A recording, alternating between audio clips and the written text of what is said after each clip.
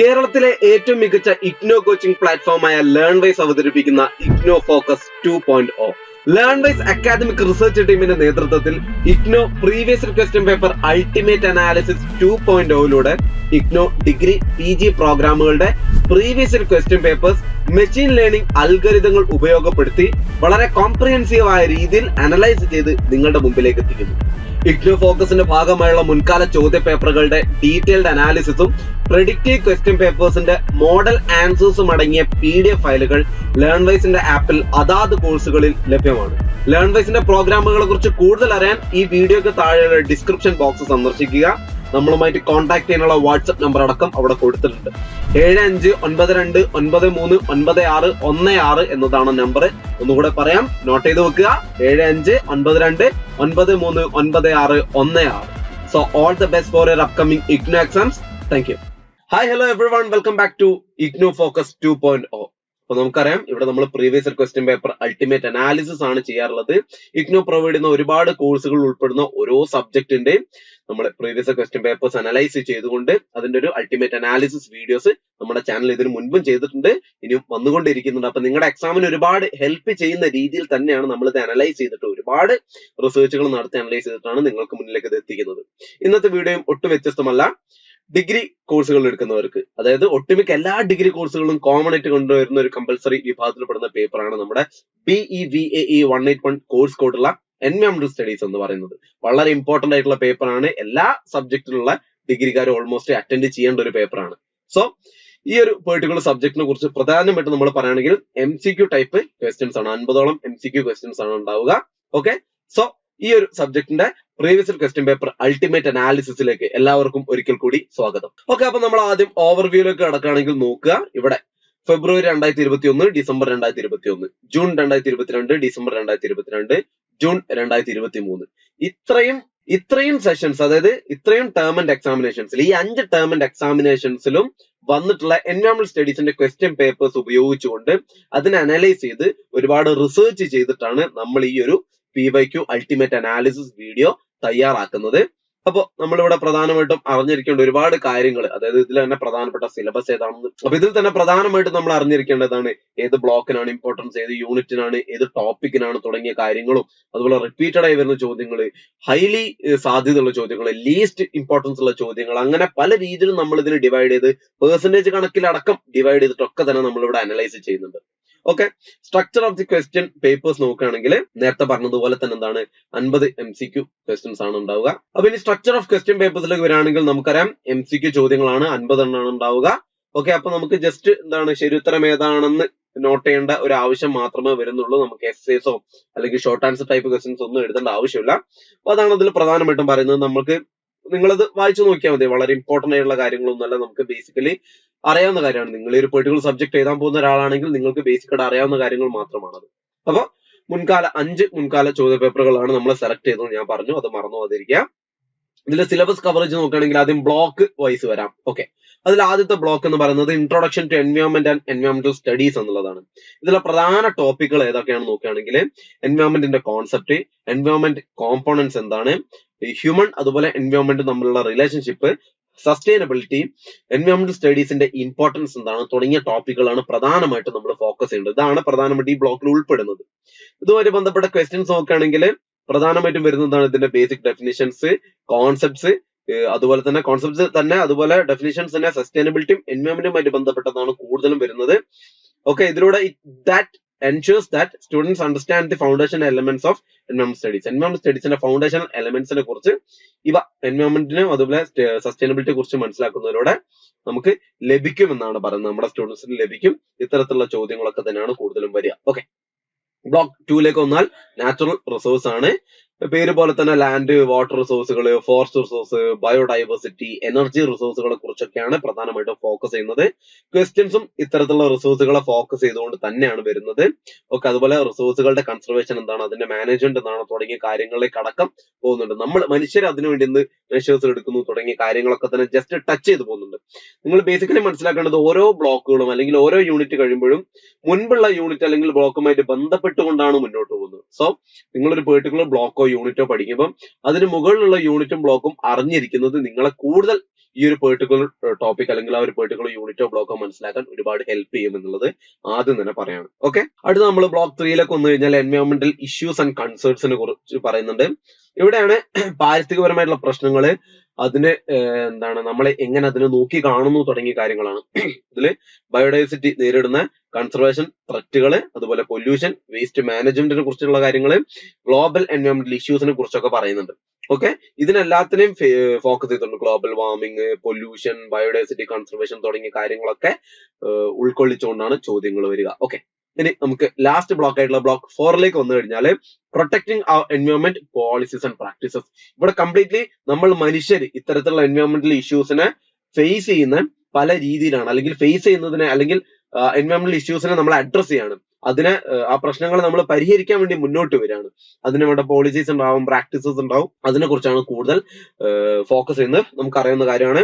അതിൽ എൻവയോൺമെന്റൽ ലെജിസ്ലേഷൻ, നിയമപരമായിട്ടുള്ള കാര്യങ്ങൾ, ഹ്യൂമൻ കമ്മ്യൂണിറ്റീസും അതുപോലെ എൻവയോൺമെന്റും തമ്മിലുള്ള ബന്ധം, എങ്ങനെ ഹ്യൂമൻ കമ്മ്യൂണിറ്റീസ് എൻവയോൺമെന്റിൽ ഇമ്പാക്ട് ഉണ്ടാക്കുന്നു, എൻവയോൺമെന്റൽ എത്തിക്സ് എന്താണ് തുടങ്ങിയ കാര്യങ്ങളൊക്കെ അവിടെ ഫോക്കസ് ചെയ്യുന്നുണ്ട്. ഓക്കെ, ഇതുമായി ബന്ധപ്പെട്ട ചോദ്യങ്ങൾ, എത്തിക്കൽ കൺസിഡറേഷൻ ആയിക്കോട്ടെ, ലോസ്, പോളിസീസ് എല്ലാത്തിനെയും ഫോക്കസ് ചെയ്തുകൊണ്ട് ക്വസ്റ്റ്യൻസ് പ്രധാനമായിട്ടും വരുന്നുണ്ട്. ഇതിൽ ഹ്യൂമൻ കമ്മ്യൂണിറ്റീസിന്റെ റോൾ എന്താണ്, നമ്മൾ മനുഷ്യരുടെ റോൾ എന്താണ്, ഓക്കെ തുടങ്ങിയ കാര്യങ്ങളാണ് പ്രധാനമായിട്ടും വരുന്നതെന്ന് ഞാൻ പറഞ്ഞു.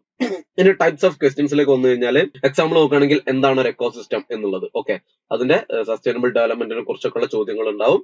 അപ്പൊ എന്താണ്, these question test students understanding of key concept and terminology. അപ്പൊ ഇതില് ഒരു എക്കോസിസ്റ്റം എന്ന് പറഞ്ഞാൽ എന്താണ്, അതിന്റെ എന്താണ് സസ്റ്റൈനബിൾ ഡെവലപ്മെന്റിനെ കുറിച്ച് പറയാനൊക്കെ ചോദ്യം വന്നു കഴിഞ്ഞാല് 4 ഓപ്ഷൻസ് ഓൾറെഡി ഉണ്ടാവും, നിങ്ങൾ എഴുതൊന്നും വേണം, ജസ്റ്റ് റൈറ്റ് ആൻസർ ഏതാണെന്ന് മനസ്സിലാക്കിയിട്ട് നമ്മളത് ഉത്തരമാക്കിയാൽ മാത്രം മതി.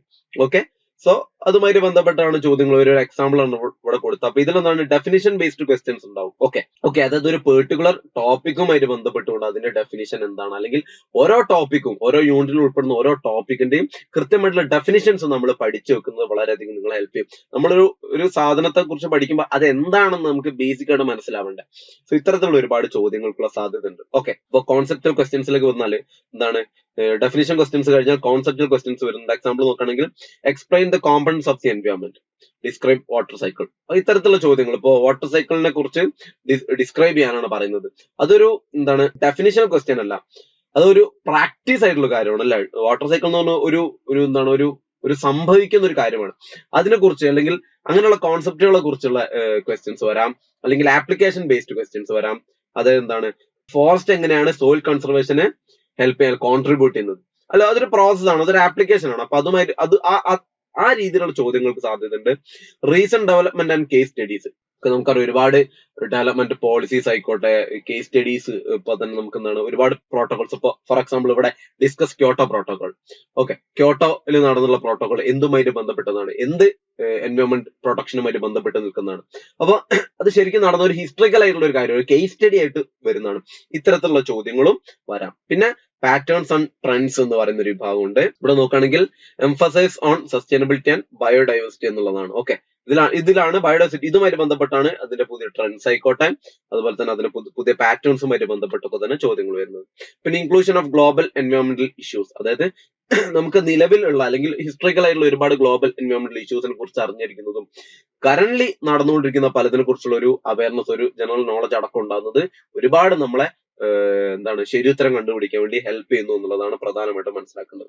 ഓക്കെ, പിന്നെ focus on legislation and policies. ഇതില് എന്താണ് ലീഗൽ ഫ്രെയിംവർക്ക്, എങ്ങനെ എൻവയോൺമെന്റൽ പ്രൊട്ടക്ഷനുമായിട്ട് ബന്ധപ്പെട്ടുകൊണ്ട് എന്തൊക്കെ പോളിസീസും നിയമങ്ങളും അതുപോലെ തന്നെ പ്രാക്ടീസസ് ഒക്കെ വന്നു, അതുമായിട്ട് ബന്ധപ്പെട്ടുകൊണ്ടുള്ള ചോദ്യങ്ങൾക്കൊക്കെയുള്ള വലിയ സാധ്യത ഉണ്ട്. പിന്നെ എത്തിക്കൽ ആൻഡ് സോഷ്യൽ ഡിമെൻഷൻസ്, അത് നമുക്കറിയാം സാമൂഹികപരമായിട്ട് ഇപ്പൊ ഹ്യൂമൻ എൻവയോൺമെന്റ് തമ്മിലുള്ള റിലേഷൻഷിപ്പിനെ കുറിച്ച് പറയുകയാണെങ്കിൽ, അതുപോലെ എത്തിക്കലി നമ്മൾ ഫോളോ ചെയ്യുന്ന ഒരുപാട് എൻവയോൺമെന്റൽ മെഷേഴ്സ് തുടങ്ങിയ കാര്യങ്ങളൊക്കെയാണ് ഇവിടെ ഫോക്കസ് ചെയ്യുന്നത്. സോ ഇൻ കൺക്ലൂഷൻ ഇത്രയും നേരം നമ്മൾ പറഞ്ഞ എല്ലാ കാര്യങ്ങളും ഇവിടെ ഒന്ന് ചുരുക്കി കൊടുത്തിട്ടുണ്ട്. ഓക്കെ, ഇനി നമ്മൾ ബ്ലോക്ക് വൈസ് വെയിറ്റേജ് അനാലിസിസിലേക്ക് വന്നു കഴിഞ്ഞാൽ ഇവിടെ ഓരോ ബ്ലോക്കിൽ നിന്നും എത്രത്തോളം ക്വസ്റ്റ്യൻസ് വന്നിട്ടുണ്ട് എന്നതിന്റെ ബേസിലാണ് ഇത് മുന്നോട്ട് പോകുന്നത്. ഓക്കെ, അതിൽ block 1 yellow colour, block 2 orange colour, block 3 red, block 4 rose അല്ലെങ്കിൽ പിങ്ക് കളറിലാണ് കൊടുത്തുള്ളത്. ഇതിൽ നമുക്കത് ഫെബ്രുവരി 2021 കണക്കിലേക്ക് വന്നു കഴിഞ്ഞാൽ ഏകദേശം 10ഓളം ചോദ്യങ്ങൾ ബ്ലോക്ക് 1 നിന്നും 15-16ഓളം ചോദ്യങ്ങൾ ബ്ലോക്ക് 2 നിന്നും, അത്ര തന്നെ ഏകദേശം 15-16ഓളം ചോദ്യങ്ങൾ ബ്ലോക്ക് 3 നിന്നും 10ഓളം ചോദ്യങ്ങൾ അല്ലെങ്കിൽ എന്താണ് അത്രയും ചോദ്യങ്ങൾ എവിടുന്ന് ബ്ലോക്ക് 4ൽ നിന്നും വന്നിട്ടുണ്ട്. അപ്പൊ ഏറ്റവും ഇമ്പോർട്ടൻസ് ഉണ്ടായിരുന്ന 2 ബ്ലോക്കുകൾ എന്ന് പറയുന്നത് ബ്ലോക്ക് 2 and 3 എന്നുള്ളതാണ് നമുക്ക് ഫെബ്രുവരി 2021 ക്വസ്റ്റ്യൻ പേപ്പർ നോക്കുമ്പോൾ മനസ്സിലാവുന്നത്. പിന്നെ ഡിസംബർ 2021 വന്നു കഴിഞ്ഞാല് എന്താണ് ബ്ലോക്ക് 1ൽ നിന്ന് ചോദ്യങ്ങളുടെ എണ്ണം വീണ്ടും കുറയുകയാണ്. അത് 10ലും താഴെ പോയിട്ടുണ്ട്. എന്നാൽ ബ്ലോക്ക് 2 ബ്ലോക്ക് 3ൽ വളരെ അമിതമായിട്ട് ഏകദേശം ഒരു 20% അടുത്തോളം ഇൻക്രീസ് വന്നിട്ടുണ്ട്. ബ്ലോക്ക് 4 കൺസിസ്റ്റന്റ് ആയിട്ട് തന്നെ എന്താണ് ഏകദേശം ഒരു 10ഓളം ചോദ്യങ്ങളുടെ അടുത്ത് കീപ്പ് ചെയ്തിട്ടുണ്ട്. ഇനി നമുക്ക് ജൂൺ 2022 ക്വസ്റ്റ്യൻ പേപ്പറിലേക്ക് വന്നു കഴിഞ്ഞാല് ചെറിയൊരു ഇൻക്രീസ്, അതായത് ഡിസംബർ 2021 കമ്പയർ ചെയ്ത് നോക്കുമ്പോൾ കുറച്ചും കൂടി ക്വസ്റ്റ്യൻസിന്റെ ഒരു വർധനവ് ബ്ലോക്ക് 1ൽ വന്നിട്ടുണ്ട്. ബ്ലോക്ക് 2 ബ്ലോക്ക് 3 എപ്പോഴും വലുതായിക്കൊണ്ടിരിക്കുകയാണ്. ബ്ലോക്ക് 2 പ്രത്യേകിച്ച് നല്ല വലുപ്പമുണ്ട്, അല്ലെങ്കിൽ ബ്ലോക്ക് 3 ഏകദേശം ആ വലുപ്പത്തിൽ, അതായത് ഏറ്റവും കൂടുതൽ ഇമ്പോർട്ടൻസ് ഇതുവരെ നമ്മൾ ഡിസ്കസ് ചെയ്ത് വെച്ചിട്ട് ബ്ലോക്ക് 2നും 3ക്കും ആണെന്ന് മനസ്സിലാവും. ബ്ലോക്ക് 4ലേക്ക് വന്നു കഴിഞ്ഞാൽ കുറച്ചും കൂടി ക്വസ്റ്റ്യൻസിന്റെ എണ്ണം കുറഞ്ഞിട്ടുണ്ട്. ഇനി ഡിസംബർ 2022 വന്നു കഴിഞ്ഞാൽ വീണ്ടും ബ്ലോക്ക് 1ൽ ഒരുപാട് ക്വസ്റ്റ്യൻസ് കുറഞ്ഞു. ബ്ലോക്ക് 2ല് ക്വസ്റ്റ്യൻസിന്റെ എമൗണ്ട് വളരെയധികം കൂടി. ബ്ലോക്ക് 3ലും വർധന വന്നിട്ടുണ്ട്. ബ്ലോക്ക് 2ന്റെ അത്ര ഇല്ലെങ്കിൽ പോലും ഏകദേശം സെയിം ഇമ്പോർട്ടൻസ് ആണ് ബ്ലോക്ക് 2നും ബ്ലോക്ക് 3ക്കും വരുന്നത്. ബ്ലോക്ക് 4 ഒരു നിലവിലുള്ള ഏകദേശം ഒരു കൺസിസ്റ്റന്റ് കീപ്പ്, ഏകദേശം 10ന്റെ അടുത്തോളം ചോദ്യങ്ങൾ കീപ്പ് ചെയ്യുന്നുണ്ട്. ഓക്കെ, അതായത് ഇതുവരെ നമ്മൾ കാണുന്ന വെച്ചിട്ട് എന്താണ് ബ്ലോക്ക് 1ഉം 4ഉം ആണ് ലീസ്റ്റ് ഇമ്പോർട്ടന്റ് ആയിട്ട് നമുക്ക് കാണാൻ സാധിക്കുന്നത്. ഇനി ജൂൺ 2023 അത് നോക്കുകയാണെങ്കിൽ ഇതുപോലെ തന്നെ 10ൽ താഴെ ക്വസ്റ്റ്യൻസ് മാത്രമാണ് ബ്ലോക്ക് 1ൽ നിന്ന്. ഒരു എന്താണ് വലിയൊരു ഇൻക്രീസ് ആണ് എവിടെ ഉണ്ടായിട്ടുള്ളത്, നമ്മുടെ ബ്ലോക്ക് 2 ബ്ലോക്ക് 3 എന്താണ് എപ്പോഴും അതിൽ തന്നെയാണ് ക്വസ്റ്റ്യൻസ് അധികം എന്ന് ബേസിക്കലി. അതുപോലെ ബ്ലോക്ക് 4ലേക്ക് വന്നാലും ഒരു ഏകദേശം ഒരു കൺസിസ്റ്റൻസി കീപ്പ് ചെയ്യുന്നുണ്ട്. ബട്ട് 10 ചോദ്യങ്ങൾക്കൊക്കെ അടുത്ത് മാത്രം തന്നെ വരുന്നുള്ളൂ. ഓക്കെ, അപ്പൊ ഇതിൽ നിന്ന് നമ്മൾ മനസ്സിലാക്കേണ്ട കാര്യം എന്താണ്, ബ്ലോക്ക് 2നും ബ്ലോക്ക് 3ക്കുമാണ് ക്വസ്റ്റ്യൻസിന്റെ നമ്പർ വെച്ച് നോക്കുമ്പോൾ വർധനവ് വരുന്നത്. നമ്പർ കൂടുമ്പോൾ എന്താണ് നമുക്കറിയാം, ഓരോ ക്വസ്റ്റ്യൻ ഏകദേശം ഓരോ മാർക്ക് വീതമാണല്ലോ വരുന്നത്. അങ്ങനെ വരുമ്പോൾ നമ്പർ കൂടുന്ന ക്വസ്റ്റ്യൻസ് ഏത് ബ്ലോക്കിൽ നിന്നാണോ ആ ബ്ലോക്കിൽ നിന്നാണ് കൂടുതൽ മാർക്കുകൾ വരിക, ആ ബ്ലോക്കിനാണ് ഏറ്റവും കൂടുതൽ ഇമ്പോർട്ടൻസ് വരുന്നത്. നമുക്ക് നമ്പർ മാറ്റി പെർസെന്റേജ് ഓഫ് ക്വസ്റ്റ്യൻസ് നോക്കുകയാണെങ്കിലും സെയിം ഔട്ട്പുട്ട് തന്നെയാണ് കാണുന്നത്. ബ്ലോക്ക് 1 നോക്കുക, ബ്ലോക്ക് 4 നോക്കുക. ബ്ലോക്ക് 2 and 3 കമ്പയർ ചെയ്ത് നോക്കുമ്പോൾ കുറവാണ് എമൗണ്ട് വരുന്നത്. ഓക്കെ, അത് ഒരു ജൂൺ 2021 ലേറ്റസ്റ്റ് ആയിട്ടുള്ള ഒരു ജൂൺ 2021 വന്നു കഴിഞ്ഞാല് എന്താണ് ബ്ലോക്ക് 2 and ബ്ലോക്ക് 3 ആണ് വലിയ പെർസെന്റേജ് ആയിട്ട് വരുന്നത്. ഓക്കെ, അത് ഇതിൽ എവിടെ നോക്കിയാലും ബ്ലോക്ക് 2 and 3 തന്നെയാണ് ഏറ്റവും കൂടുതൽ ഇമ്പോർട്ടൻസിൽ വരുന്നത്. സോ ഏറ്റവും കൂടുതൽ പെർസെന്റേജ് ഓഫ് ക്വസ്റ്റ്യൻസ് വരുന്ന ബ്ലോക്കിന് തന്നെയാണ് കൂടുതൽ മാർക്ക് ഉണ്ടാവുക, കൂടുതൽ ഇമ്പോർട്ടൻസ് ഉണ്ടാവുക. ഓക്കെ, അപ്പൊ അതിന്റെ ഒരു സമ്മറിയാണ് ഇവിടെ കൊടുത്തുള്ളത്. ഒരു പെർസെന്റേജ് കണക്കും നമ്പർ ഓഫ് ക്വസ്റ്റ്യൻസ് ഒക്കെ ആണ് കൊടുത്തുള്ളത്. ഞാൻ ഡീറ്റെയിൽ ആയി പറഞ്ഞതുകൊണ്ട് ഇനിയും പോകുന്നില്ല. ഓക്കെ, അപ്പൊ ഇതിൽ എന്താണ് ഹൈ ഫ്രീക്വൻസി ബ്ലോക്കുകൾ നോക്കുകയാണെങ്കിൽ ബ്ലോക്ക് 2 and 3 എന്ന് പറഞ്ഞു. ലോവർ ഫ്രീക്വൻസി 1 and 4 ആണ്. അതിൽ പ്രധാനമായിട്ട് ശ്രദ്ധിക്കേണ്ട കാര്യങ്ങളെ കുറിച്ച് പറഞ്ഞു. ഓക്കെ, അപ്പൊ നമ്മൾ ബ്ലോക്ക് വൈസ് ആയിട്ടുള്ള എന്താണ് ഓരോ ഏത് ബ്ലോക്കിലാണ് ഏറ്റവും കൂടുതൽ ക്വസ്റ്റ്യൻസ് വരിക, ഏത് ബ്ലോക്കിലാണ് കൂടുതൽ പെർസെന്റേജ് ഓഫ് ക്വസ്റ്റ്യൻസ് വന്നുള്ളത് എന്നുള്ളത് നമ്മൾ ഡിസ്കസ് ചെയ്ത് കംപ്ലീറ്റ് ആക്കി. ഇനി നമുക്ക് യൂണിറ്റ് വൈസ് വെയിറ്റേജ് അനാലിസിസ് നോക്കാം. ഇതിലിവിടെ എന്താണ് നമ്പർ ഓഫ് ക്വസ്റ്റ്യൻസ് നമ്മൾ നോക്കുന്നത് യൂണിറ്റ് 1, 2, 3, 4 എന്നുള്ള രീതിയിലാണ്, ഇയർ വൈസ് അല്ല. അതിൽ യൂണിറ്റ് 1ല് ഡിസംബർ 2021 എന്ന് പറയുന്നത് യെല്ലോ, ഡിസംബർ 2022 ഓറഞ്ച്, ഫെബ്രുവരി 2021 റെഡ്, അതുപോലെ ജൂൺ 2022 റോസ് കളർ, അതുപോലെ ജൂൺ 2023 ബ്ലൂ കളർ. ഇതില് നമുക്ക് യൂണിറ്റ് 1നെ ഡിസംബർ 2021 നോക്കുമ്പോൾ അതേ അളവിൽ തന്നെയാണ് ഡിസംബർ 2022 അളവിലും ക്വസ്റ്റ്യൻസ് വന്നിട്ടുള്ളത് യൂണിറ്റ് 1ൽ നിന്ന്. ഫെബ്രുവരി 2021 നോക്കുമ്പോൾ ഒരേ അളവ് തന്നെയാണ് ജൂൺ 2022 ജൂൺ 2021 തന്നെ. എന്താണ് യൂണിറ്റ് 1ൽ നിന്ന് ചോദിക്കുന്ന ക്വസ്റ്റ്യൻസിന്റെ ഒരു നമ്പർ എന്ന് പറയുന്നത് എപ്പോഴും ഒരു എന്താണ് ഫ്രീക്വന്റ് ആണ്, അല്ലെങ്കിൽ ഒരേ അളവ് കീപ്പ് ചെയ്തിട്ടാണ് അത് മുന്നോട്ട് പോകുന്നതായിട്ട് കാണാൻ സാധിക്കും. ഇനി യൂണിറ്റ് 2ലേക്ക് വരികയാണെങ്കിൽ എന്താണ് ഇവിടെ യൂണിറ്റ് 1ന്റെ അതേ അളവിൽ തന്നെയാണ് യൂണിറ്റ് 2ലും ഡിസംബർ 2021 ചോദ്യങ്ങൾ വന്നിട്ടുള്ളത്. ഡിസംബർ 2022 യൂണിറ്റ് 2ല് അതേ അളവ് തന്നെയാണ് നമ്മൾ കാണാൻ സാധിക്കുന്നത്. എന്നാൽ ഫെബ്രുവരി 2021 വരുമ്പോൾ ഒരു കുതിച്ചുചാട്ടം നമ്മുടെ യൂണിറ്റ് 2ല് ബ്ലോക്ക് 1ലെ യൂണിറ്റ് 2ല് കാണാൻ സാധിക്കും. പിന്നെ എന്താണ് ജൂൺ 2022 ജൂൺ 2023 തന്നെ ഒരു എന്താണ് പെർഫെക്റ്റ് ബാലൻസ് ഉള്ള, അല്ലെങ്കിൽ കറക്റ്റ് എന്താണ് കമ്പയർ ചെയ്യാൻ പറ്റുന്ന കറക്റ്റ് നമ്പർ ഓഫ് ക്വസ്റ്റ്യൻസ് തന്നെയാണ് ജൂൺ 2022 ജൂൺ 2023 വന്നിട്ടുള്ളത്. ഇതിൽ ആകെ ഒന്ന് കൂടിയത് ഫെബ്രുവരി 2021 യൂണിറ്റ് 2ൽ നിന്ന് കുറച്ചധികം ക്വസ്റ്റ്യൻസ് അധികം വന്നിട്ടുണ്ട്. യൂണിറ്റ് 3ലേക്ക് വരുമ്പോഴും നമുക്ക് കാണാം ഏതാണ് ഫെബ്രുവരി 2021 അതുപോലെ തന്നെ ജൂൺ 2022 കൂടുതൽ ചോദ്യങ്ങൾ ഈ ഒരു യൂണിറ്റിൽ നിന്ന് ചോദിച്ചിട്ടുണ്ട്. മറ്റുള്ള ഇയറിനെ കമ്പയർ ചെയ്ത് നോക്കുമ്പോൾ അല്ലെ നമുക്ക് കാണാം റെഡും പിങ്കും കൂടിയിട്ടുണ്ട്. യൂണിറ്റ് 4ലേക്ക് വന്നു കഴിഞ്ഞാല് എന്താണ് ഇവിടെ നോക്കുക, ഡിസംബർ 2022 ഏറ്റവും കുറവ് ചോദ്യങ്ങൾ വന്നിട്ടുള്ളത്. ഏറ്റവും കൂടുതൽ വന്നത് നമുക്ക് ഡിസംബർ 2021 കാണാം. അതുപോലെ തന്നെയാണ് മറ്റ് ഡേറ്റുകളിലൊക്കെ തന്നെ. ഏറ്റവും കൂടുതൽ നമുക്ക് ഡിസംബർ 2021 ഏറ്റവും കുറവ് ഡിസംബർ 2022 യൂണിറ്റ് 4 വന്നിട്ടുള്ളത്. നമുക്ക് ബ്ലോക്ക് 2ലേക്ക് കടക്കാം. ബ്ലോക്ക് 2 വരുമ്പോൾ ബ്ലോക്ക് 2 ആദ്യത്തെ യൂണിറ്റിൽ നോക്കുകയാണെങ്കിൽ ഡിസംബർ 2022 ഏറ്റവും കൂടുതൽ ചോദ്യങ്ങൾ ആ ഒരു യൂണിറ്റിൽ നിന്ന് വന്നിട്ടുള്ളത്. ഏറ്റവും കുറവ് നോക്കുകയാണെങ്കിൽ ഏകദേശം ഏതാണ് നമ്മുടെ ഫെബ്രുവരി 2021 ജൂൺ 2022 ആയിരിക്കും. അതുപോലെ തന്നെ നമ്മുടെ ജൂൺ 2023 അത്യാവശ്യം ചോദ്യങ്ങൾ ആ ഒരു ഫസ്റ്റ് യൂണിറ്റിൽ വന്നിട്ടുണ്ട്. ബ്ലോക്ക് 2 സെക്കൻഡ് യൂണിറ്റിലേക്ക് വന്നു കഴിഞ്ഞാല് ഇതുപോലെ തന്നെ ഫെബ്രുവരി 2021 കുറച്ച് ചോദ്യങ്ങളുടെ എണ്ണം ഒരല്പം കുറഞ്ഞിട്ടുണ്ട്. മറ്റെല്ലാ ഇയറിലും യൂണിറ്റ് 2 ഏകദേശം ഒരേ എമൗണ്ട് ഓഫ് ക്വസ്റ്റ്യൻസ് തന്നെയാണ് വന്നിട്ടുള്ളത്. യൂണിറ്റ് 3ലേക്ക് വന്നു കഴിഞ്ഞാൽ ഏറ്റവും കൂടുതൽ ചോദ്യങ്ങൾ വന്നിട്ടുള്ളത് ഡിസംബർ 2022 കാണാം. ഏകദേശം അതേ അളവിൽ അതിനോട് അടുത്തുള്ള അളവിൽ തന്നെ നമുക്ക് ഏതാണ് ജൂൺ 2022 ആയിക്കോട്ടെ, ജൂൺ 2023 ആയിക്കോട്ടെ, അതിലൊക്കെ കാണാം. ഇവിടെ ഫെബ്രുവരി 2021 കമ്പാരിറ്റീവ്ലി കുറച്ച് ചോദ്യങ്ങൾ എണ്ണം കുറവ് വന്നിട്ടുള്ളത്. ഇനി യൂണിറ്റ് 4ലേക്ക് വരാം. ബ്ലോക്ക് 2 യൂണിറ്റ് 4ലേക്ക് വന്നു കഴിഞ്ഞാൽ ഏകദേശം എല്ലാം പെർഫെക്റ്റ്ലി ബാലൻസ്ഡ് ആണ്. അതായത് എല്ലാ ഇയറിലും യൂണിറ്റ് 4ൽ നിന്ന് ഏകദേശം ഒരു കൃത്യമായ എമൗണ്ട് ഓഫ് ക്വസ്റ്റ്യൻസ് തന്നെയാണ് ചോദിച്ചിട്ടുള്ളത്. ഓക്കെ അല്ലെ? നമുക്ക് ബ്ലോക്ക് 3ലേക്ക് കിടക്കാം. ബ്ലോക്ക് 3ലെ ആദ്യ യൂണിറ്റ് നോക്കുകയാണെങ്കിൽ ജൂൺ 2023 ഒരല്പം ചോദ്യങ്ങളുടെ അളവ് അധികം വന്നിട്ടുള്ളത് ജൂൺ 2023. മറ്റ് ഇയറിലെല്ലാം ഏകദേശം ഒരേ അളവിലാണ് ചോദ്യങ്ങൾ എക്സാമിന് വന്നിട്ടുള്ളത്. ഇനി യൂണിറ്റ് 2 നോക്കുകയാണെങ്കിൽ ഇവിടെ എന്താണ് ഡിസംബർ 2021 അല്ലെങ്കിൽ അതുപോലെ തന്നെ ജൂൺ 2022 അത്യാവശ്യം നല്ല ചോദ്യങ്ങൾ വന്നിട്ടുണ്ട്. ഏറ്റവും കുറവ് നോക്കുകയാണെങ്കിൽ ഫെബ്രുവരി 2021 എങ്കിൽ ഏകദേശം പെർഫെക്റ്റ്ലി ബാലൻസ്ഡ് ആണ്. അതായത് ബ്ലോക്ക് 3ലെ യൂണിറ്റ് 2ൽ നിന്ന് എല്ലാ വർഷവും ഏകദേശം ഒരേ എമൗണ്ട് ഓഫ് ക്വസ്റ്റ്യൻസ്, ഒരേ നമ്പർ ഓഫ് ക്വസ്റ്റ്യൻസ് തന്നെ വരും എന്നുള്ളതാണ് നമുക്ക് ഇതിന്ന് മനസ്സിലാവുന്നത്. യൂണിറ്റ് 3ലേക്ക് വന്നു കഴിഞ്ഞാൽ ഏറ്റവും അധികം ചോദിച്ചിട്ടുള്ളത് ജൂൺ 2023 കുറച്ചധികം നമ്പർ ഓഫ് ക്വസ്റ്റ്യൻസ് ജൂൺ 2023 വന്നെങ്കിലും ബാക്കി ഏകദേശം ബാക്കി എല്ലാ ഇയറിലും ഒരു സിമിലർ എമൗണ്ട് ഓഫ് അല്ലെങ്കിൽ നമ്പർ ഓഫ് ക്വസ്റ്റ്യൻസ് തന്നെയാണ് വന്നിട്ടുള്ളത്. അതുപോലെ തന്നെ ഇനി നമുക്ക് ലാസ്റ്റ് യൂണിറ്റ് ആയുള്ള യൂണിറ്റ് 4 നോക്കുകയാണെങ്കിൽ എല്ലാം തന്നെ അല്ലെ ഏകദേശം നമുക്ക് ഇവിടെ കാണുമ്പോൾ തന്നെ മനസ്സിലാവും എല്ലാ ഇയറിലും same number of questions, same questions അല്ല സെയിം നമ്പർ ഓഫ് ക്വസ്റ്റ്യൻസ് വന്നിട്ടുണ്ട്. ഇനി അവസാന യൂണിറ്റ് ബ്ലോക്ക് ആയിട്ടുള്ള ബ്ലോക്ക് 4ലേക്ക് വന്നു കഴിഞ്ഞാൽ ഇവിടെ യൂണിറ്റ് 1ല് ഏറ്റവും അധികം ചോദ്യം വന്നിട്ടുള്ളത് ഫെബ്രുവരി 2021 ബാക്കി എല്ലാ ഇയറിലും ഏകദേശം ഒരേ എമൗണ്ട് ഓഫ് ക്വസ്റ്റ്യൻസ് വന്നു. യൂണിറ്റ് 2ലേക്ക് വന്നു കഴിഞ്ഞാൽ ഡിസംബർ 2021 കുറച്ചധികം ചോദ്യങ്ങൾ വന്നു. ബട്ട് അതിനുശേഷം വന്ന ക്വസ്റ്റ്യൻ പേപ്പേഴ്സിലെല്ലാം തന്നെ എന്താണ് സെയിം എമൗണ്ട് ഓഫ് ക്വസ്റ്റ്യൻസ് ആണ് വന്നിട്ടുള്ളത്. യൂണിറ്റ് 3ൽ നോക്കുക എല്ലാ വർഷവും സെയിം എമൗണ്ട് ഓഫ് ക്വസ്റ്റ്യൻസ് തന്നെയാണ് വന്നിട്ടുള്ളത്. യൂണിറ്റ് 4ലാണെങ്കിൽ ഡിസംബർ 2021 ഡിസംബർ 2022 അതുപോലെ ജൂൺ 2022 കുറച്ചധികം ചോദ്യങ്ങൾ വന്നിട്ടുണ്ട്. എന്നാൽ ഫെബ്രുവരി 2021 ആയിക്കോട്ടെ, ജൂൺ 2023 ആയിക്കോട്ടെ, കുറച്ച് ചോദ്യങ്ങളുടെ എണ്ണം കുറവും വന്നിട്ടുണ്ട്. അപ്പൊ ഇതുമായിട്ട് ബന്ധപ്പെട്ട കാര്യങ്ങളാണ് ഇവിടെ ഡീറ്റെയിൽ ആയിട്ട് കൊടുത്തിട്ടുള്ളത്. അപ്പൊ നമ്മൾ ആ ഒരു നമ്മളിപ്പോ ഈ ബാർ ഗ്രാഫ് കണ്ടതുകൊണ്ട് തന്നെ ഈ എക്സ്പ്ലനേഷൻസ് ഇനി ഞാൻ എടുത്ത് പറയേണ്ട ആവശ്യമില്ല. എല്ലാ കാര്യങ്ങളും നമ്മൾ അത്യാവശ്യം ഡീറ്റെയിൽ ആയിട്ട് തന്നെ ഫോളോ ചെയ്തിട്ടുണ്ട്. ഇനി നോക്കുന്നത് ടോപ്പിക് വൈസ് വെയിറ്റേജ് അനാലിസിസ് ആണ്. ഓക്കെ, അപ്പൊ പ്രധാനപ്പെട്ട കുറച്ച് ടോപ്പിക്കുകൾ ഞാൻ പറഞ്ഞുതരാം.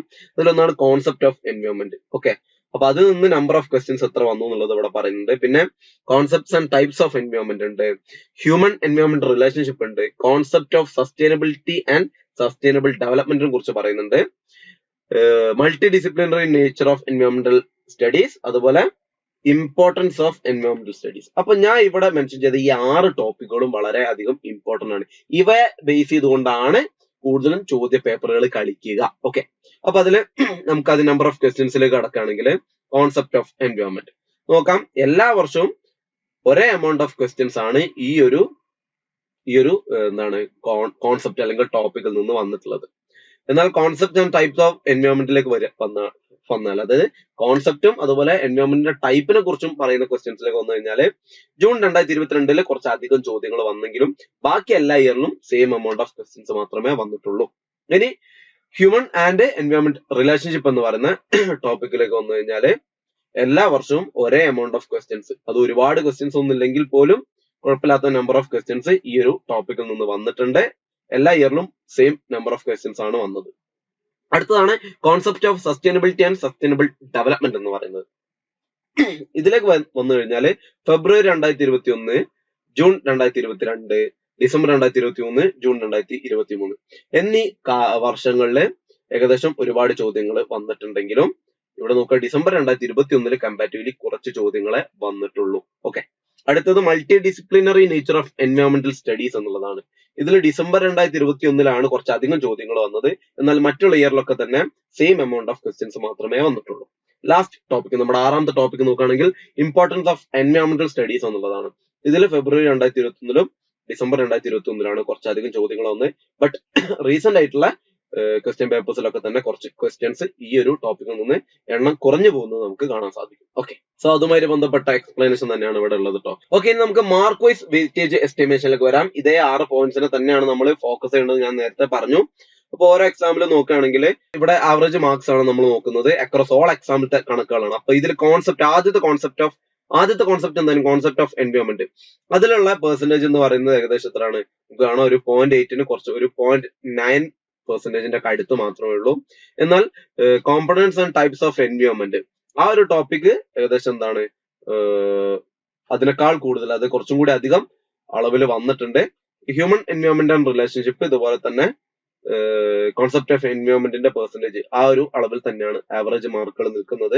ഏറ്റവും കൂടുതൽ ഇമ്പോർട്ടൻസ് ഉള്ള, ഏറ്റവും കൂടുതൽ ചോദ്യങ്ങൾ, ഏറ്റവും കൂടുതൽ മാർക്സും നമുക്ക് സ്കോർ ചെയ്യാൻ സാധിക്കുന്ന ടോപ്പിക് എന്ന് പറയുന്നത് concept of sustainability and sustainable development എന്നുള്ളതാണ്.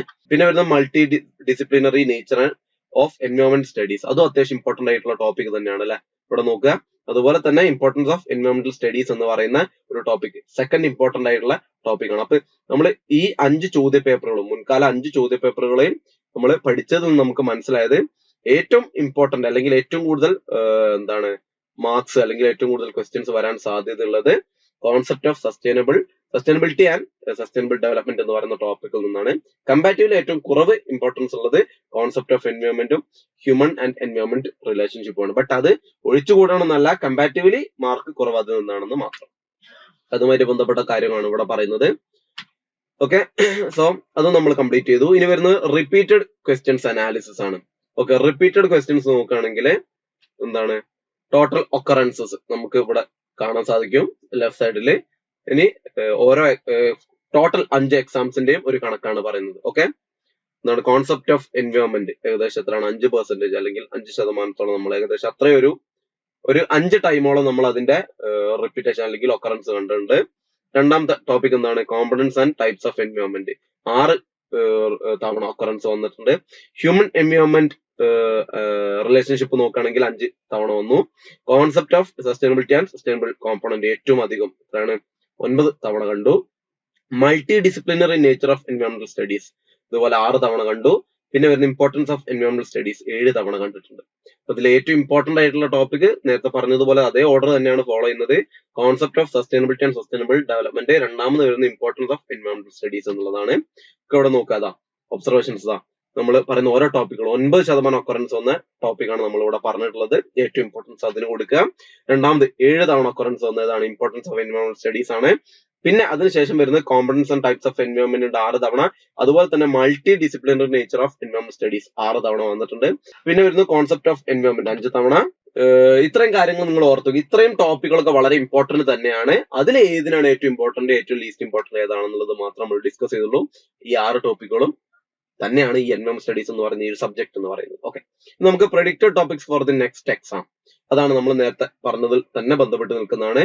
Concept of sustainability and sustainable development ഞാൻ വീണ്ടും റിപ്പീറ്റ് ചെയ്യാണ്. Importance of environment studies, components and types of environment, multi disciplinary nature of environment studies, അതുപോലെ കോൺസെപ്റ്റ് ഓഫ് എൻവയോൺമെന്റ്. ഇത്രയും പ്രധാന ടോപ്പിക്കുകളെ base ചെയ്തുകൊണ്ട് തന്നെയാണ് ചോദ്യങ്ങൾ അധികവും വരിക. ഓക്കെ, അടുത്ത predictions on probability four upcoming exams എന്നുള്ളതാണ്. അതിലെ കുറച്ച് കാര്യങ്ങൾ പറയുകയാണെങ്കിൽ എന്താണ്, നമ്മൾ നേരത്തെ പറഞ്ഞ അതേ കാര്യങ്ങൾ തന്നെയാണ് കേട്ടോ. നോക്കുക, key topics like to be appear, അതില് ഒക്കറൻസുകളെ കുറിച്ച് പറയുന്നുണ്ട്. 5 എക്സാംസിനും വന്നിട്ടുണ്ട്. നേരത്തെ പറഞ്ഞ അതേ ഏറ്റവും ഇമ്പോർട്ടന്റ് ആയിട്ടുള്ള ടോപ്പിക് ആണത്. പിന്നെ വരുന്ന 7 ഒക്കറൻസ് ഉള്ള നമ്മുടെ ടോപ്പിക് നോക്കുകയാണെങ്കിലും 5 എക്സാംസിനും വന്നതാണ് കേട്ടോ. അതുപോലെ പിന്നെ വരുന്ന components and types of environment 6 തവണ വന്നിട്ടുണ്ട്. ഫ്രീക്വന്റ്ലി എക്സാംസിൽ വരുന്നതാണ്, ഒരു വലിയ റോൾ തന്നെ വഹിക്കുന്ന ഒരു ടോപ്പിക് ആണ്. പിന്നെ multi disciplinary nature of environment studies 6 തവണ വന്നു. റെഗുലർലി ടെസ്റ്റഡ് എന്ന് കാണിക്കുന്നുണ്ട്. ഓക്കെ, ഹൈ റെലവൻസ് ആണ് നമ്മുടെ കരിക്കുലത്തിലുള്ളത്. ലാസ്റ്റ് ടോപ്പിക് ആയിട്ടുള്ള കോൺസെപ്റ്റ് ഓഫ് എൻവയോൺമെന്റ് 5 തവണ വന്നിട്ടുണ്ട്. മോസ്റ്റ് ഓഫ് ദി ടൈമും എക്സാംസിൽ കൺസിസ്റ്റന്റ് ആയി വരുന്ന ഒരു ടോപ്പിക്. അടുത്തത് ഡീറ്റെയിൽഡ് പ്രഡിക്ഷൻസ് ആണ്. നേരത്തെ പറഞ്ഞ അതേ കാര്യം തന്നെയാണ്. ഇതിൽ ഏറ്റവും കൂടുതൽ സാധ്യത ഉള്ളത് ടോപ്പിക് 1 ഏതാണെന്ന് നിങ്ങൾക്ക് വായിച്ചാൽ മനസ്സിലാവും. ശേഷം രണ്ടാമത് വരും. നമ്മൾ ഇത്ര നേരം ബാർഗ്രാഫിൽ കണ്ട കാര്യങ്ങൾ തന്നെയാണ്. അതിന്റെ ഓർഡറിലാണ് ഇവയ്ക്കൊക്കെ നമ്പർ കൊടുത്തിട്ട് പറയുന്നത്. അപ്പൊ ഞാൻ വീണ്ടും വീണ്ടും റിപ്പീറ്റ് ചെയ്യുന്നത് ഈ 5 ടോപ്പിക്കും ഇമ്പോർട്ടൻസ് തന്നെയാണ്. എല്ലാം നിങ്ങൾ പഠിച്ചിരിക്കണം. Okay, predicted topics four upcoming exams, അതിന്റെ ടോട്ടൽ ഒക്കറൻസസ് അതിന്റെ അളവിൽ ഇവിടെ കൊടുത്തിട്ടുണ്ട്. നേരത്തെ പറഞ്ഞ അതേ കാര്യങ്ങൾ തന്നെ റിപ്പീറ്റ് ചെയ്തുകൊണ്ടിരിക്കുകയാണ്. ഇനി കോംപ്രഹെൻസീവ് നോട്ട് ടു ലേണേഴ്സ്, ഇതിൽ പറയുന്നത് എന്താണ്, നമ്മൾ പ്രധാനമായിട്ടും അറിഞ്ഞിരിക്കേണ്ട ചില കാര്യങ്ങളുണ്ട്. ഓക്കെ, അതിലൊന്നാണ് എന്താണ്, അതിലെ പ്രധാന കാര്യങ്ങളൊന്നാണ് എന്താണ്, നമ്മൾ കാര്യങ്ങൾ പഠിക്കുമ്പോൾ അതിന്റെ ഹിസ്റ്റോറിക്കൽ എക്സാം ഡാറ്റ നമ്മൾ വെച്ചുകൊണ്ട്, മുൻകാല ചോദ്യ പേപ്പറുകൾ ഉപയോഗിച്ചുകൊണ്ട്, കറണ്ട് ആയിട്ട് നടക്കുന്ന എൻവയോൺമെന്റൽ ഇഷ്യൂസിനെ കുറിച്ച് അറിവ് വെച്ചുകൊണ്ട് നമ്മൾ പഠിച്ചു കഴിഞ്ഞാൽ നമ്മളെ കൂടുതൽ എക്സാമിന് അത് ഹെൽപ്പ് ചെയ്യും. ഈ ഒരു വിഷയത്തിൽ നമ്മളെ കുറച്ചും കൂടി അത് നോളജബിൾ ആക്കി തരും. ഓക്കെ, അപ്പൊ ഇതിലും കീ ഫോക്കസ് ഏരിയാസ് എന്ന് പറഞ്ഞിട്ട് നമ്മൾ നേരത്തെ പറഞ്ഞ അതേ ടോപ്പിക്കുകളെ കുറിച്ചാണ് പറയുന്നത്. ഓക്കെ, അതിൽ എന്തൊക്കെ നമ്മൾ ശ്രദ്ധിക്കണം തുടങ്ങിയ കാര്യങ്ങളൊക്കെ തന്നെയാണ് കുറച്ച് ഇമ്പോർട്ടന്റ് ആയി പറയുന്നത്. ബട്ട് നമ്മൾ ഏറെക്കുറെ അതൊക്കെ തന്നെ ഡിസ്കസ് ചെയ്ത് കഴിഞ്ഞതുകൊണ്ട് ഞാൻ വീണ്ടും അതിലേക്ക് കടക്കുന്നില്ല. ഇനി ഏറ്റവും ഇമ്പോർട്ടന്റ് ആയുള്ളത് നമ്മുടെ സ്റ്റഡി ടിപ്സും അതുപോലെ തന്നെ ട്രെൻഡ്സ് ആൻഡ് വെയിറ്റേജ് തുടങ്ങിയ കാര്യങ്ങളാണ്. അപ്പൊ ഇതിൽ നിങ്ങൾ ഒരു എക്സാമിന്, ഈ ഒരു പെർട്ടിക്കുലർ എക്സാമിന് വേണ്ടി പ്രിപ്പയർ ചെയ്യുമ്പോൾ പ്രധാനമായിട്ടും ഫോളോ ചെയ്യേണ്ട കുറച്ച് ടിപ്സും കാര്യങ്ങളാണ് പറയുന്നത്. Prioritise high occurrence topics. അപ്പൊ നമ്മുടെ നേരത്തെ പറഞ്ഞ 5 ടോപ്പിക്സ് ഇമ്പോർട്ടന്റ് ആണ്. അതിൽ ഏറ്റവും പ്രയോറിറ്റി കൊടുക്കേണ്ട, ഏറ്റവും കൂടുതൽ ഒക്കറൻസ് അല്ലെങ്കിൽ ഏറ്റവും കൂടുതൽ സാധ്യതയുള്ള, ഏറ്റവും കൂടുതൽ വലിപ്പമുള്ള ടോപ്പിക്സ് ഏതാണോ ആ ഓർഡറിൽ നിങ്ങൾ പഠിച്ചിട്ട് ഓരോന്നിനും കൊടുക്കേണ്ട ഇമ്പോർട്ടൻസ് കൊടുത്ത് മുന്നോട്ട് പോയി കഴിഞ്ഞാൽ വലിയ മാർക്ക് നിങ്ങൾക്ക് കരസ്ഥമാക്കാം. രണ്ടാമത് പറയുന്നു understand and memorise key definitions. അതായത് നമുക്ക് ഒരുപാട് ഡെഫിനിഷൻസ് നമുക്ക് അറിഞ്ഞിരിക്കേണ്ടതുണ്ട് എല്ലാ യൂണിറ്റിൽ നിന്നും. അപ്പോൾ അതിന്റെ ഒക്കെ തന്നെ ഡെഫിനിഷൻസ് മനസ്സിലാക്കുക എന്ന് പറഞ്ഞാല് നിങ്ങൾ അതിന്റെ അർത്ഥം മനസ്സിലാക്കിയാൽ മതി. കാരണം 4 ഓപ്ഷൻസ് നിങ്ങൾക്ക് ലഭിക്കുമ്പോൾ അതില് നിങ്ങൾക്ക് അതിന്റെ അർത്ഥം, ഒരു പെർട്ടിക്കുലർ ഡെഫിനേഷന്റെ അർത്ഥം മനസ്സിലാക്കി കഴിഞ്ഞാൽ ഓപ്ഷൻ ഏതെങ്കിലും ഒരൊറ്റ ഓപ്ഷന് മാത്രമല്ല റൈറ്റ് ഡെഫിനേഷൻ തരുള്ളൂ. അതുകൊണ്ട് തന്നെ മിക്ക ടേംസിന്റെയും മറ്റും ഡെഫിനിഷൻസ് അറിഞ്ഞിരിക്കുക. പിന്നെ പറയുന്നു കണക്ട് കോൺസെപ്റ്റ്സ് അക്രോസ് യൂണിറ്റ്. അതായത് ഞാൻ നേരത്തെ പറഞ്ഞതുപോലെ തന്നെ ഓരോ യൂണിറ്റ് കഴിയുമ്പോഴും അത് മുൻപുള്ള യൂണിറ്റുകളുമായിട്ട് ബന്ധപ്പെട്ടുകൊണ്ടാണ് മുന്നോട്ട് പോകുന്നത്. ഇതൊരു ചെയിൻ മുന്നോട്ട് പോകുന്ന പോലെയാണ്. സോ എന്ത് ചെയ്യുക, അക്രോസ് യൂണിറ്റുകളിലുള്ള അവരുടെ ആ യൂണിറ്റുകൾ നമ്മളെ കണക്ഷൻ മനസ്സിലാക്കുക. അത് നിങ്ങളെ മൊത്തത്തിൽ എൻവയോൺമെന്റൽ സ്റ്റഡീസിനെ കുറിച്ച് കൂടുതൽ നോളജ് വർദ്ധിപ്പിക്കാൻ സഹായിക്കും. അടുത്തത് റിയൽ വേൾഡ് എക്സാംസ്. നമുക്ക് ഒരുപാട് കേസ് സ്റ്റഡീസിന് ഉപയോഗിച്ചിട്ട് ഒരുപാട് എക്സ്പീരിയൻസസ്, ഇന്റർനാഷണൽ ആയിക്കോട്ടെ അല്ലെങ്കിൽ നാഷണൽ ലെവലിൽ നിന്നുള്ള ഒരുപാട് എക്സ്പീരിയൻസുകൾ ഉണ്ട് അല്ലെങ്കിൽ കേസ് സ്റ്റഡീസ് ഉണ്ട്. അവയെ എക്സാമ്പിൾ ആക്കിക്കൊണ്ട് നിങ്ങൾ മാക്സിമം പഠിക്കുക എന്നുള്ളത്. പിന്നെ practice previous year question paper. അത് തന്നെയാണ് നമ്മളിപ്പോ ചെയ്തത്. അതിന്റെ അനാലിസിസ് ആണ് ചെയ്തത്. മാക്സിമം നിങ്ങൾ മുൻകാല ചോദ്യ പേപ്പറുകൾ കണ്ടുപിടിച്ചിട്ട് ചെയ്യാൻ. നമ്മുടെ ഇതേ ചാനലിൽ തന്നെ മുൻകാല ചോദ്യ പേപ്പറുകളുടെ അനാലിസിസും പ്രെഡിക്റ്റീവ് ക്വസ്റ്റ്യൻ പേപ്പേഴ്സ് ഒക്കെ തന്നെ നമ്മൾ എൻവയോൺമെന്റ് സ്റ്റഡീസുമാരി ചെയ്തിട്ടുണ്ട്. നമ്മുടെ ചാനൽ ചെക്ക്ഔട്ട് ചെയ്താൽ നിങ്ങൾക്ക് കാണാൻ പറ്റും. സോ അതൊക്കെ ജസ്റ്റ് ഒന്ന് വീഡിയോസ് എല്ലാം തന്നെ ഒന്ന് റിപ്പീറ്റഡ്ലി കണ്ടാൽ മാത്രം മതി. നിങ്ങൾ ഈ ഒരു ടോപ്പിക്കിൽ അല്ലെങ്കിൽ ഈ ഒരു സബ്ജക്റ്റിൽ നല്ല നോളജ് കിട്ടും. പിന്നെ സ്റ്റേ അപ്ഡേറ്റഡ് ഓൺ കറന്റ് എൻവയോൺമെന്റൽ ഇഷ്യൂസ്. ഞാൻ നേരത്തെ പറഞ്ഞത് തന്നെയാണ്. പിന്നെ ക്രിയേറ്റ് സമ്മറി നോട്ട്സ് എന്നുള്ളതാണ്. ഇതിനൊക്കെ ഒരു സമ്മറി നോട്ട്സ് നമ്മൾ എപ്പോഴും പഠിക്കുന്ന ഭാഗമുണ്ട്. സമ്മറി നോട്ട്സ് ക്രിയേറ്റ് ചെയ്ത് വെച്ചാൽ നമ്മളെ ഓർമ്മയിൽ എന്നും അത് നിൽക്കും. ഓക്കെ, അതുപോലെ ഡിസ്കസ് ആൻഡ് ക്ലാരിഫൈ ഡൗട്ട്സ്.